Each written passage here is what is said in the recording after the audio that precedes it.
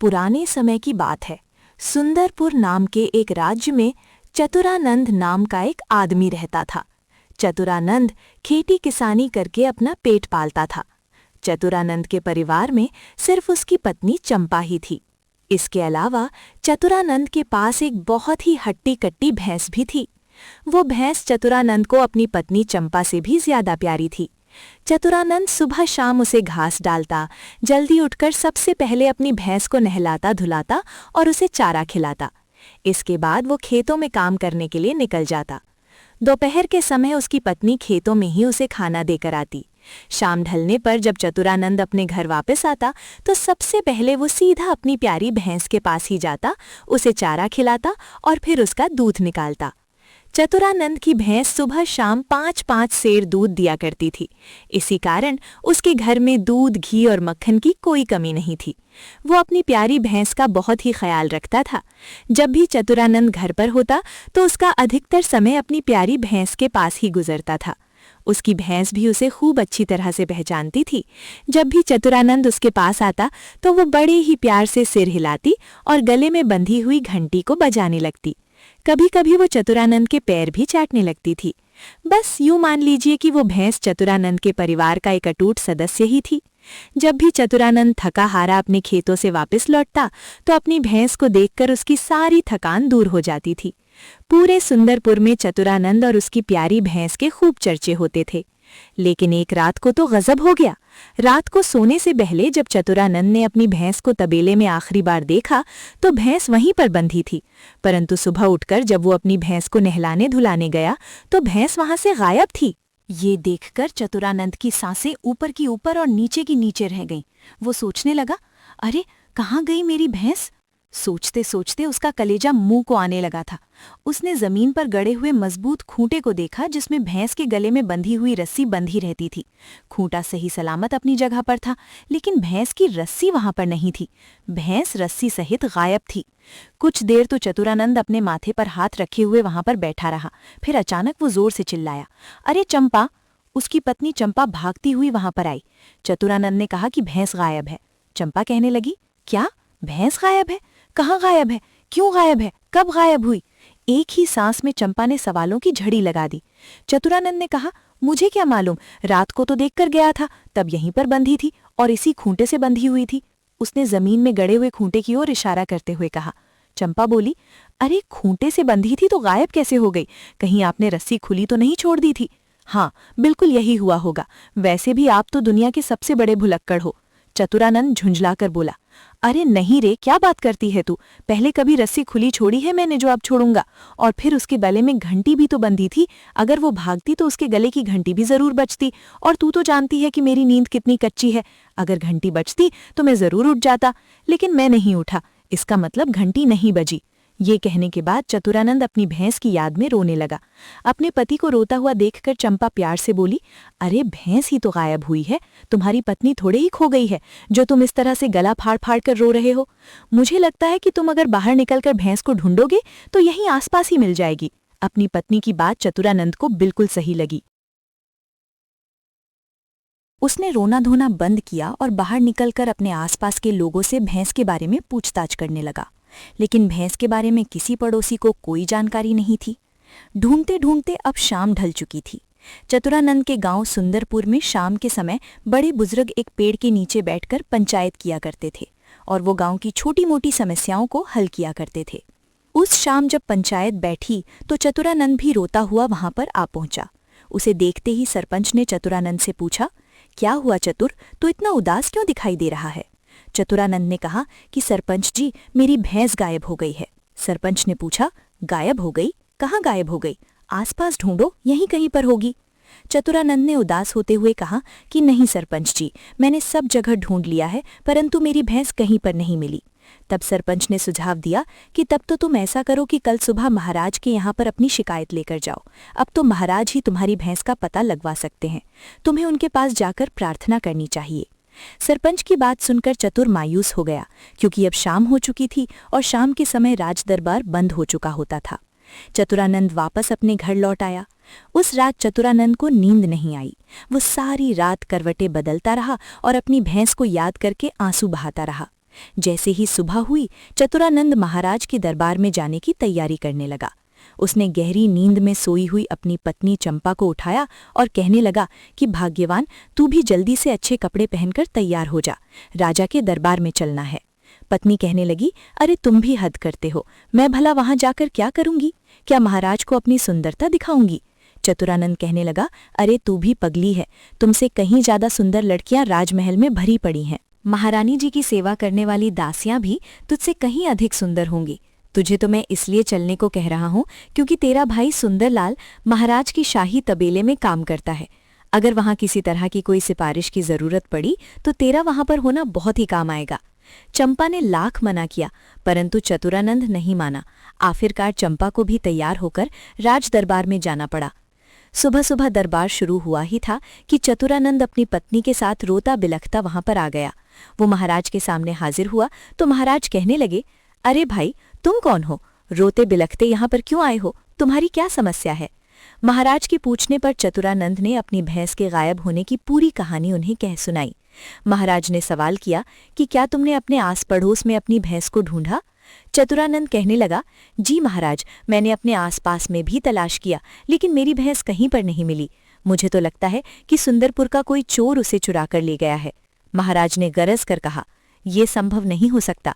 तुम्हारी भैंस सुंदरपुर के बाहर तो कभी जा ही नहीं सकती, क्योंकि सुंदरपुर की सारी सीमाएं हमने बंद कर रखी हैं। आजकल सुंदरपुर की सीमाओं से लगने वाले जंगल में एक शेर का बड़ा ही आतंक है। इस शेर को मारने के लिए हमने सुंदरपुर की सीमाओं पर हर तरफ बहादुर सैनिकों को तैनात कर दिया है। तुम्हारी भैंस खूंटे से छूटकर भाग गई हो या किसी ने चोरी की हो, लेकिन वो सुंदरपुर से बाहर नहीं जा सकती। तुम एक काम करो, हम अपने 2 सैनिक तुम्हारे साथ भेजते हैं। उनके साथ सुंदरपुर के उन सभी लोगों के घर जाओ जिन्होंने भैंस पाल रखी है। वहां जाकर अपनी भैंस को तलाश करो। मेरा विचार है कि पूरे सुंदरपुर में ऐसे 100 से ज्यादा घर नहीं होंगे। अगर शाम तक तुम्हारी भैंस मिल जाए तो ठीक, वरना तुम कल फिर दरबार में हाजिर होना। हम तुम्हारी समस्या का कोई और समाधान ढूंढेंगे। चतुरानंद बड़े ही दुखी मन से सैनिकों के साथ घर घर जाकर अपनी भैंस ढूंढने लगा, लेकिन उसकी भैंस का कोई अता पता नहीं चला। अब शाम भी हो चुकी थी और चतुरानंद भी थक चुका था, इसीलिए उसने सैनिकों को वापस जाने के लिए कह दिया। चतुरानंद भी अपने घर वापस लौट आया। आज की रात भी चतुरानंद को नींद नहीं आई। वो बस करवटें ही बदलता रहा। अगली सुबह होते ही वो सबसे पहले अपनी पत्नी के साथ राज दरबार में पहुंच गया। उसे देखते ही महाराज ने पूछा, तुमने सुंदरपुर के सभी भैंस पालने वालों के यहाँ पर अपनी भैंस की तलाश की? चतुरानंद बोला, हाँ महाराज, मैंने सभी जगह तलाश किया, परंतु कहीं भी मेरी भैंस नहीं मिली। महाराज ने पूछा, अच्छा जरा बताओगे कि तुम्हारी भैंस कैसी है?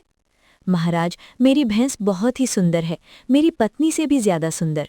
वो बहुत ही हट्टी कट्टी और तंदुरुस्त है। उसकी गले में एक सुंदर सी घंटी भी बंधी है। ये सुनकर महाराज बुदबुदाते हुए कहने लगे कि क्या घंटी भी बंधी थी? चतुर ने कहा, जी महाराज। अच्छा तो ठीक है, अगर तुमने सुंदरपुर के सभी तबेलों में अपनी भैंस को खोज लिया है और तुम्हें अपनी भैंस नहीं मिली, तो तुम ऐसा करो कि आखिरी तबेले यानी हमारे तबेले में भी एक नज़र मार लो।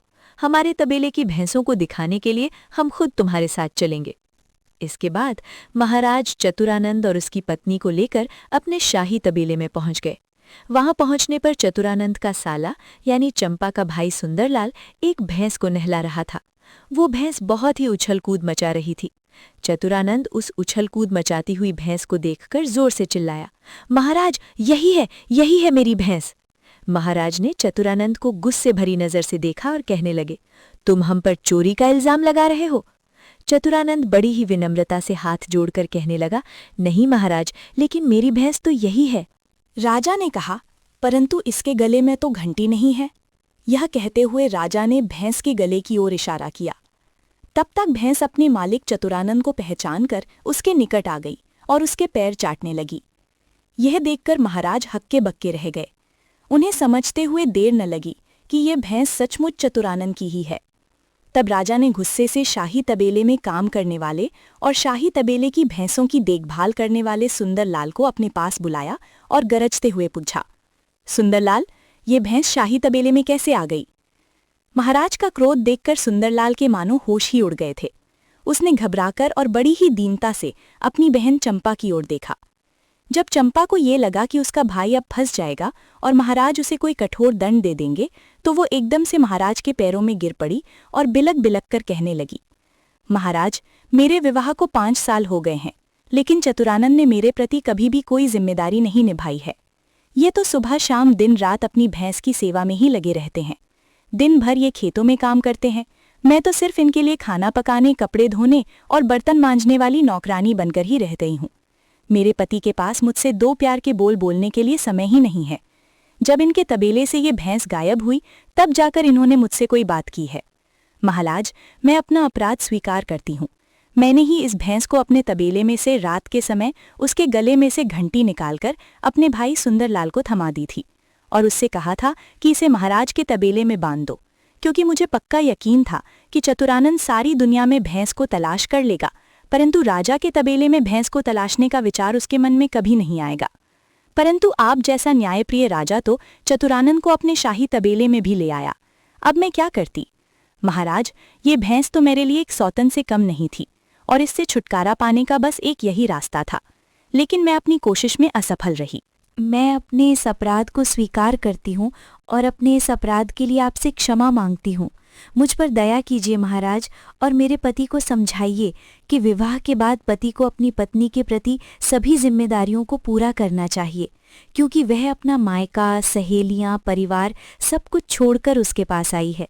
उसे अपनी पत्नी को सुखी रखना चाहिए, घर के कामों में उसका सहयोग करना चाहिए, न कि अपने आप में मस्त होकर पत्नी को भुला देना चाहिए।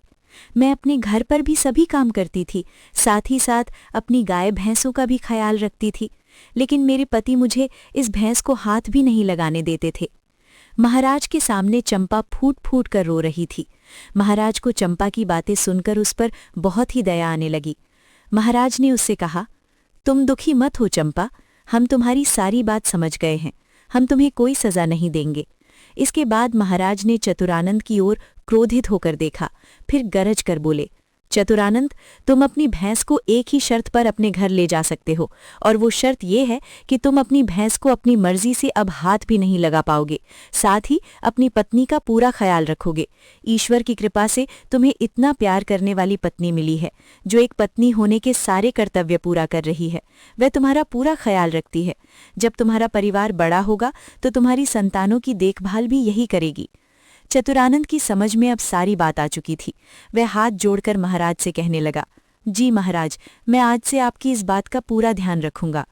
महाराज चंपा की तरफ देखकर कहने लगे, चंपा, अब तुम्हें इस बात का ध्यान रखना है कि चतुरानंद हमारे आदेश का पालन करे। अगर इसने जरा सी भी चूक की तो तुम इसकी भैंस को किसी कसाई को बेच देना। ये सुनकर चतुरानंद घबरा गया और बोला कि नहीं महाराज, कसाई को मेरी भैंस को काट कर बेच डालेगा। महाराज ने कहा, हाँ, तो अगर तुम अपनी भैंस को अपने घर में जीवित देखना चाहते हो तो आज से एक बात समझ लो, ये भैंस तुम्हारी नहीं बल्कि तुम्हारी पत्नी की हो गई है, क्योंकि विवाह के बाद पति की हर चीज पर पत्नी का भी बराबर का अधिकार होता है। चतुरानंद गहरी सांस लेते हुए कहने लगा, ठीक है महाराज, मैं आपकी बात बिल्कुल समझ गया। आज से मैं अपनी पत्नी का पूरा ध्यान रखूंगा और इसे किसी भी तरह की कोई तकलीफ नहीं होने दूंगा। ये सुनकर चंपा बहुत ही खुश हुई। इसके बाद महाराज ने चतुरानंद को उसकी भैंस सौंप दी। चतुरानंद अपनी भैंस को लेकर वापस अपने घर आ गए। उस दिन के बाद से चतुरानंद अपनी पत्नी का पूरा ख्याल रखने लगा, जबकि चतुर की पत्नी चंपा उसकी भैंस का ख्याल रखने लगी। पति पत्नी दोनों एक सुखमय जीवन बिताने लगे। समाप्ति नोट। तो दोस्तों, कहानी पसंद आई हो तो एक लाइक कर अपने दोस्तों परिवार वालों में शेयर कर सकते हैं, और ऐसी ही कहानियां सुनना पसंद है तो चैनल को सब्सक्राइब भी कर सकते हैं। धन्यवाद।